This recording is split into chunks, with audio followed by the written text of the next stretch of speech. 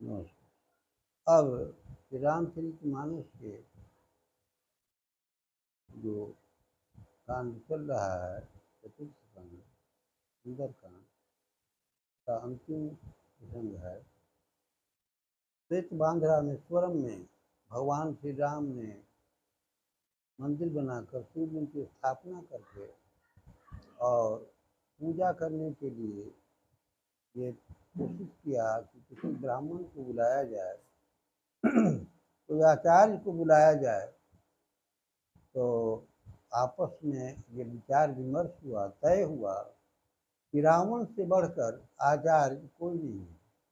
उस समय का तात्कालिक ब्राह्मण रावण को ही माना जाता था, बहुत बड़ा विद्वान था। तो यह तय हुआ कि आखिर रावण को बुलाने के लिए कौन जाएगा। कोई तैयार नहीं हुआ, तो लक्ष्मण जी तैयार हो गए। लक्ष्मण जी ने कहा कि मैं रावण को बुला लाऊंगा। तो लक्ष्मण जी थे, वो लंका गए। लंका में जिस समय वहाँ रावण के यहाँ पहुँचे, उस समय रावण का कर्मचारी, उसका दूत कहा कि राम का एक दूत आया हुआ है, वो आपसे मिलना चाहता है। उस समय रावण पूजा पर बैठा था। रावण ने कहा कि कह दो लौट जाए। लक्ष्मण जी लौट आए, लौट करके यहाँ आए। अंतर्यामी परमात्मा भगवान श्री राम जान गए, हंसने लगे। कहा क्या हुआ लक्ष्मण। तो लक्ष्मण जी ने कहा कि नहीं, वो तैयार नहीं हुआ आने के लिए। तो भगवान राम ने, श्री रामचंद्र जी ने कहा कि तुमने आचरण का ठीक प्रयोग नहीं किया, शील स्वभाव का नहीं प्रयोग किया, जैसे तैसे बोलते चले गए। अब मैं बतला रहा हूँ, जितनी आवश्यकता हो उतनी ही बोलना, ज़्यादा नहीं बोलना, और चले जाओ, इस बार रावण आ जाएगा। फिर उसी टाइम पर लक्ष्मण जी पहुँचे लंका में। रावण पूजा पर बैठा था। फिर उसका एक दूत कहा कि राम का दूत आया हुआ है, आपसे मिलना चाहते हैं। तो रावण, आखिर राम का बतलाया हुआ मार्गदर्शन था। रावण ने कहा कि बुला लो, बुलाओ। तो बातचीत हुई, समाचार हुआ सब। उसने, रावण ने अपने भाई का भी समाचार पूछा और कहा, ये सब बात हुई कि कैसा बंदर लोग कैसा है, कैसी सेना है। कहा कि एक से एक योद्धा, बहुत बलवान, बहुत ताकतवर योद्धा लोग हैं।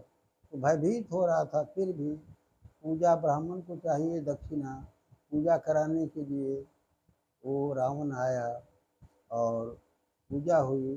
पूजा में रावण ने आशीर्वाद दिया कि विजयी भव, और आशीर्वाद दे करके वो फिर पूजा कराने के पश्चात तो रावण चला गया। अब समुद्र में बांध बांधने की बात थी। तो भगवान ने कहा कि सूख जाओ, समुद्र सूख जाओ। तो समुद्र सूखने की बात थोड़े है। जब नहीं 3 दिन निवेदन किया राम ने, सूख जाओ, तो धनुष बाण जब तैयार किए तो समुद्र प्रकट हो गया। समुद्र ने ही रास्ता बताया, देखिए बाण चलाइएगा तो उसमें बहुत जीव जंतु हैं, आग लग जाएगी, लोग जीव जंतु मर जाएंगे। ऐसा कीजिए कि नल नील 2 भाई हैं, उन लोग, किसी मुनि का आशीर्वाद है, तो जिस पहाड़ को भी छू देंगे तो वो तैरने लगेगा। तो क्यों नहीं वही उपाय कीजिए। वैसा ही हुआ। तब पत्थर में नल नील लिख करके रखा गया और श्वेत बांध रामेश्वर में बांध, समुद्र में बांधा गया। जिस पत्थर को डाला गया वो तैरने लगा और श्वेत बांध रामेश्वर में बांध कर और लंका पर चढ़ाई हुई। पुल की तैयारी हो गई। तभी से सेना बंदर सेना लंका में चले गए। इतना ही कहकर मैं अपनी वाणी को विराम देता हूँ। श्रोताओं को नमस्कार।